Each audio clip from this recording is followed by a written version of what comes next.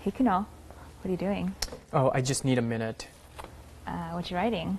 Well, why are you looking at my I emails? just want to see what you're doing.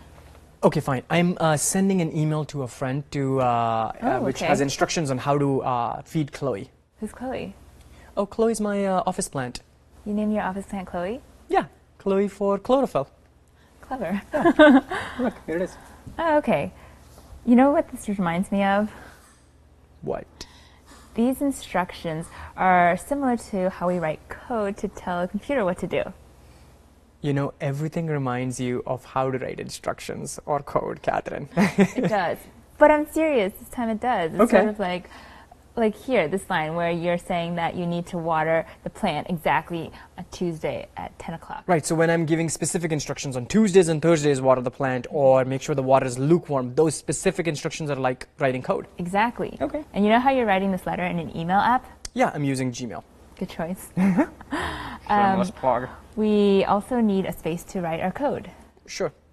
And that space is called an IDE. What does that stand for? Stands for Integrated Development Environment. I am more confused after listening to the full form of that acronym when I heard the acronym. in the first Well, don't worry about what Okay. it stands for.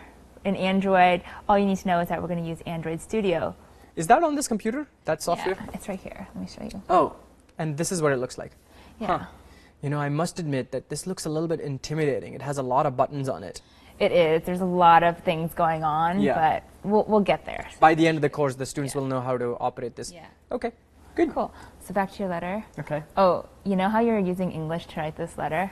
Well, it's a great observation. I thought you said you were not reading my email, but yes, I am using English. Okay. Well, we have to use a certain language to talk to the computer Sure. to give it instructions. What are we using? We're going to start with XML. You know, Catherine, you're a fan of three-lettered acronyms, it seems. First IDE, now XML. What does XML stand for? It stands for Extensible Markup Language. Extensible markup language. What does extensible ML do?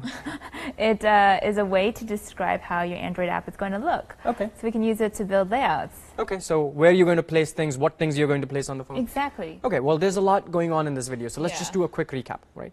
We're talking about how writing code is like writing instructions, really specific instructions. Right. We're also talking about how we need a space in which to write that code. And that space will be Android Studio, And we also identified the programming language we will be using. which is XML. So let's write our first line of XML. Yeah.